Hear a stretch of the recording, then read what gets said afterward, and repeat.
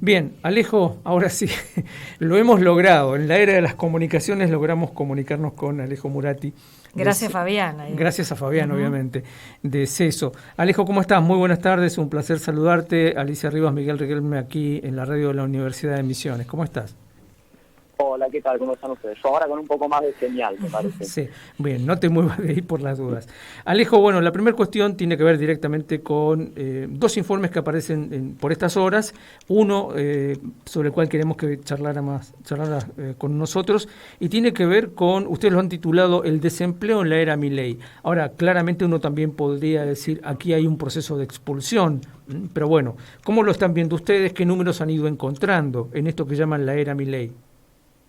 Sí, mira, nosotros básicamente tomamos de algunas fuentes oficiales, entre ellas ANSES, Banco Central, EPH, ¿no?, que elabora el INDEC. Fuimos viendo los datos que arrojan hasta ahora en términos de lo que es el empleo, la situación de presión sobre el mercado de trabajo, es decir, quienes están buscando más trabajo del que actualmente tienen, lo tengan o no, la cantidad de desempleados, la ubicación geográfica, para ver un poco de cómo decirlo, ¿no? Una especie de testeo en lo que tiene que ver de la economía real en esta gestión, que de alguna manera, si bien tiene algunos activos comunicacionales, como puede ser la disminución de la inflación, o en su momento esta cuestión del aumento de las reservas, del frente externo, lo que nosotros vemos es que en lo que tiene que ver con la economía real que afecta a las personas, en este caso el empleo, bueno, hay todavía algunas deudas pendientes. ¿Con qué números se han ido encontrando y si se puede hacer una diferenciación entre lo que es sector privado y el sector público estatal, sobre el cual hay muchísima presión y mucho planteo mediático también, ¿no?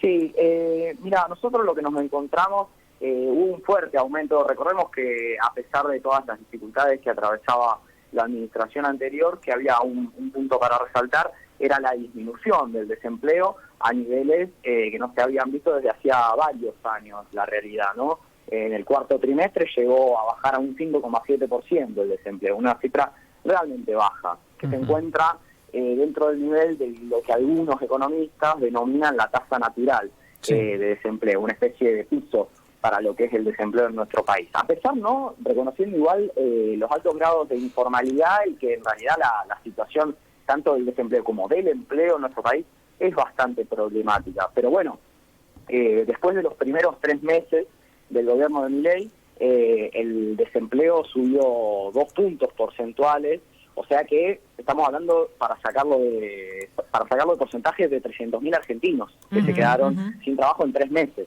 100.000 argentinos por mes. Sí. Y las proyecciones que uno puede hacer a partir de, porque estamos a 8 meses de la gestión de Milei, ¿qué están viendo ustedes? ¿Qué están proyectando?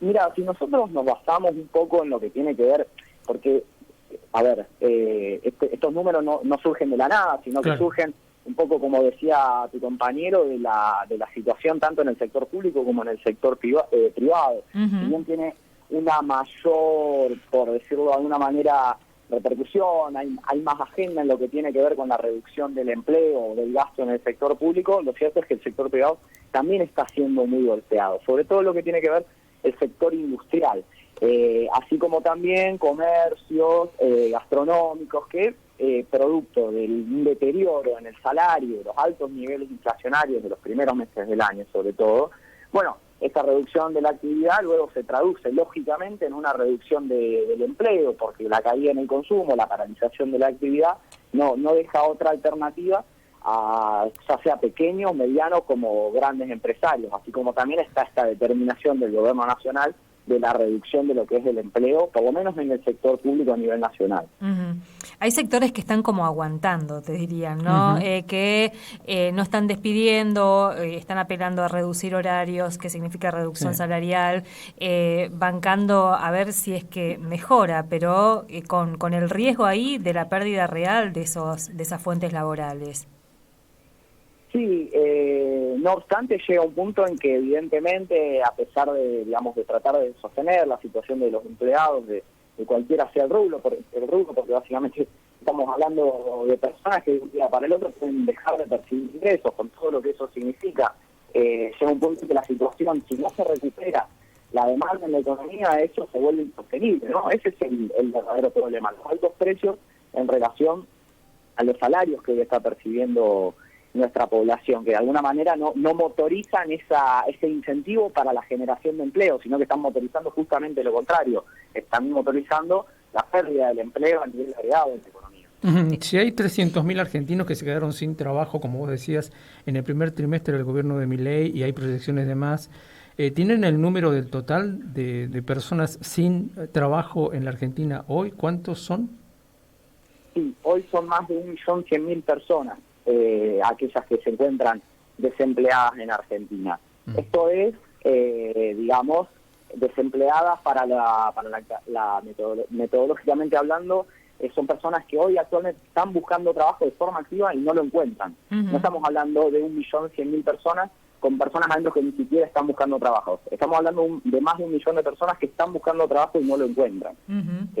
Con lo cual es una situación bastante grave en ese sentido. Además, sumarle que vienen aumentando los niveles de presión sobre el mercado de trabajo, es decir, aquellas personas que lógicamente están buscando trabajo y no están consiguiéndolo porque no lo tienen o porque tienen y necesitan más para aumentar sus ingresos, con lo cual es bastante grave la situación, también teniendo en cuenta que aquellos que hoy se encuentran empleados tampoco es que gozan de una situación benévola en ningún sentido, ¿no? Sobre todo entendiendo el alto grado de informalidad que también caracteriza al mercado laboral argentino. Eso justamente te iba a preguntar, ¿cómo aparece el dato de ese sector de trabajadores informales? ¿Qué información se puede tener ahí acerca de cómo está impactando también la desocupación en ese sector?